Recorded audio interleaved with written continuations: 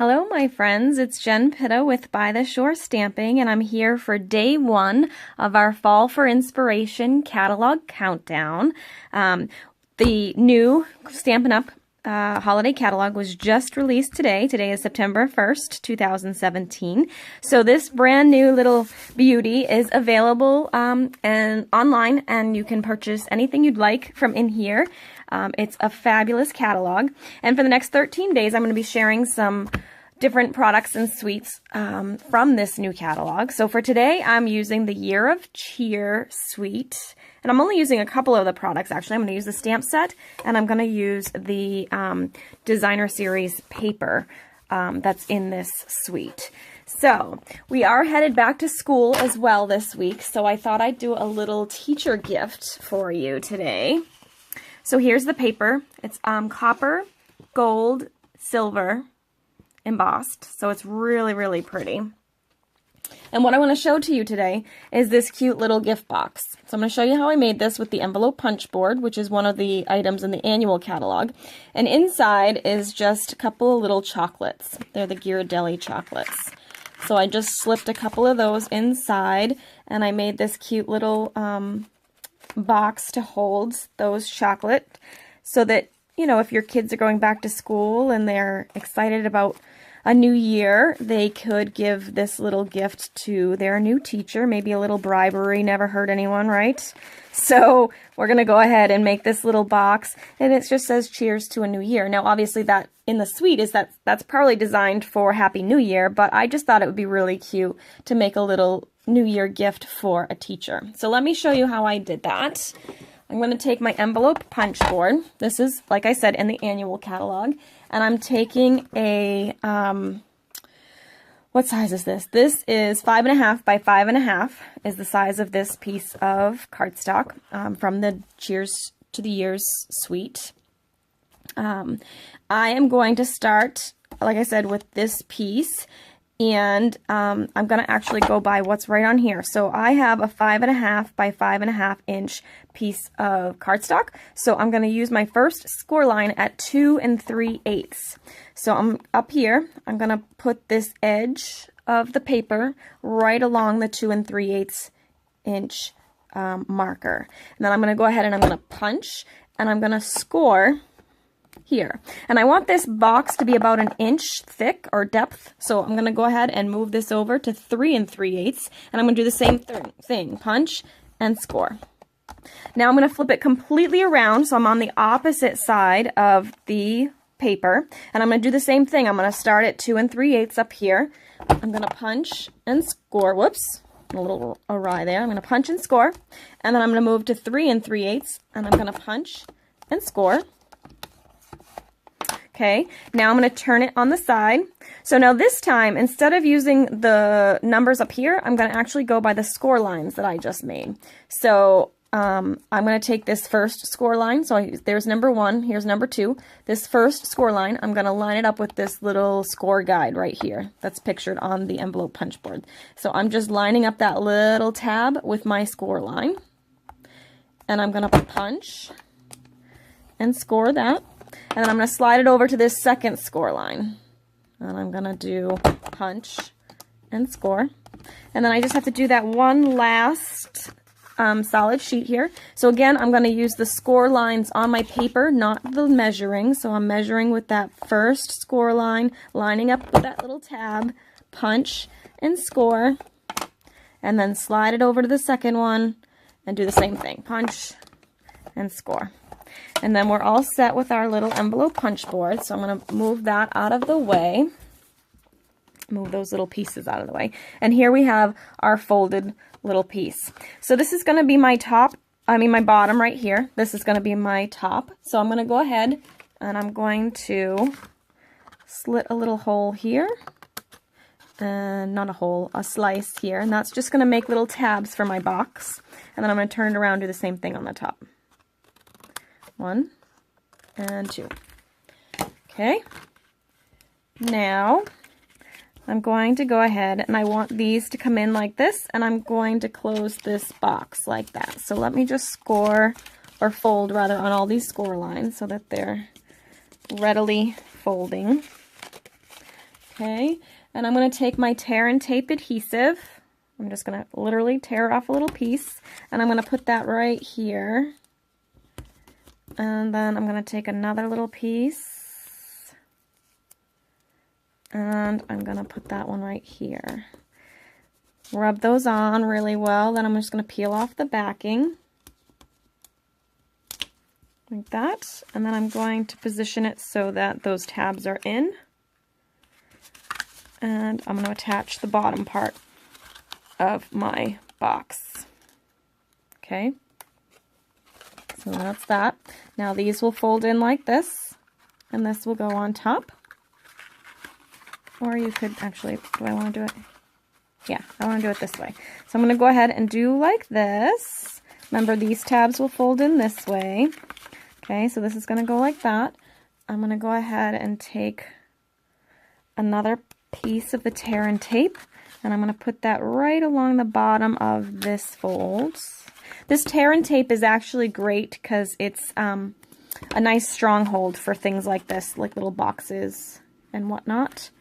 So, whoops, I kind of went off the edge a little bit, but it won't matter. I'll peel off those backings. Now this part, when you tape this down, you want to make sure you're careful not to fold too much so that your box gets out of whack. Like, see how it's kind of not really the right shape? So you want to make sure you're keeping straight lines along this edge so that your box will hold what you'd like it to hold. So I'm going to go ahead and tape that down, make sure this one's straight, and then squeeze that together too. So now I have my little box. Okay, so there is the box for your little chocolates. Then I just took some of our silver edged ribbon, which is just beautiful, and I'm basically just going to tie this shut. So because when I did this, I wanted the bow to be going kind of sideways here and not this, like I didn't want it to be this way. I wanted it to kind of be looking like at the top here. So what I did was I took this ribbon. So like if I was to tie this right now, I hope I gave myself enough space, it would make the bow kind of going down this way on the side of the box. So if you want to switch that direction, I've found that if you tie a knot first, so I'm going to tie a knot, okay, and then tie your bow, it will kind of make the bow go in the other direction. So I'm just going to tie that little bow. And I didn't really give myself a lot of space, so it's not going to be a very big bow, but it will get the idea across. So I'm going to do that, kind of fluff it up a little bit. And then I'll trim down this one to match the other one, which is really short. Okay, and we'll trim off the little phrase. Okay, so there's the little box, and you can see that bow is kind of going the way I want it to now. So I'm going to kind of put that more towards the top. Then what I did is I took my basic gray ink, and I took the stamp set from this suite, the Cheers to the Year stamp set. So it's got some great options. It's got Christmas, it's got wedding, so Mr. and Mrs. Wedding, it's got New Year, more Christmas. These I think could be fallish. If you had a fall greeting, you could pair them with. There's some cute little background elements. So it's a really versatile stamp set. I'm going to go ahead and just take the little circle element, and I'm using the basic gray. I'm going to stamp that on a scrap piece of Whisper White. And then I'm going to punch that out with my 2-inch circle punch. So you get the little piece like that. I did also use the little stars and my Versamark, and I inked that up with the Versamark. Just kind of randomly did a few stars here and there, like that. And of course you can't really see that, but then I took my silver embossing powder and I sprinkled that over my stars and tapped off my excess. So I have my little stars that are now ready to be heat embossed. So I would take my heat tool and emboss that so that it would be silver embossed. First, let me put this stuff back in here. Get rid of all the excess embossing powder there. All right, and just because I didn't want to have to emboss on camera, I already did that part ahead, so you can see now I've got nice shiny little stars. I do have to punch this out again because I didn't do that part. Okay. Next up, I took our Whisper White craft ink. This one's pretty well loved. It's been around for a really long time. And I took a scrap piece of basic gray cardstock, and I inked up the Cheers to a New Year and stamped that on the gray.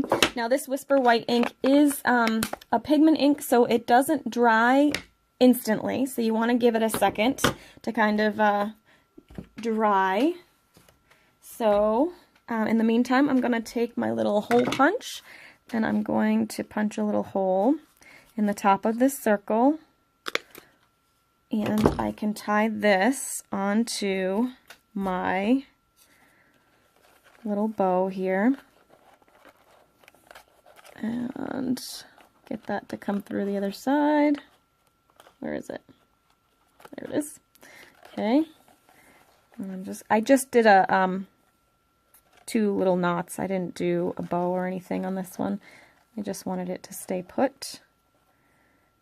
So I did this. So then it just kind of hangs there, and I can remove it with the ribbon. Let me just trim down those little pieces a little bit.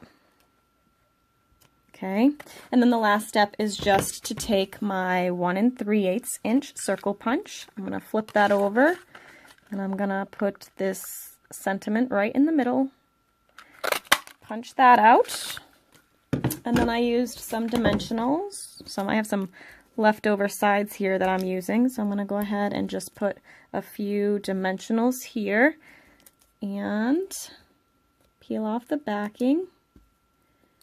These are dimensionals from the Paper Pumpkin kits, which is currently on sale actually till September 10th. You can get your first one for half off, but they're a little thicker than the regular ones. I'm going to put it over here so you can see the little stars underneath there too. And there you go, you have your finished box. So it's a great little, and actually I tied this one straight up like this instead of sideways, but either way, it works. So you can see the little box. You could put all sorts of treats in there. If you didn't want to do chocolate, you could do maybe a little set of earrings, or, you know, depending on who you're giving it to, you could put all sorts of fun things in there. So there is Project 1 in our Fall for the Holiday catalog countdown. So I hope you enjoyed this project, and be sure to join me again tomorrow for another inspirational project from the new holiday catalog from Stampin' Up. Thanks so much for joining me, and if you enjoyed this video, please be sure to subscribe to my channel at By the Shore Stamping. It should be right under this video. Thank you so much. Have a great day.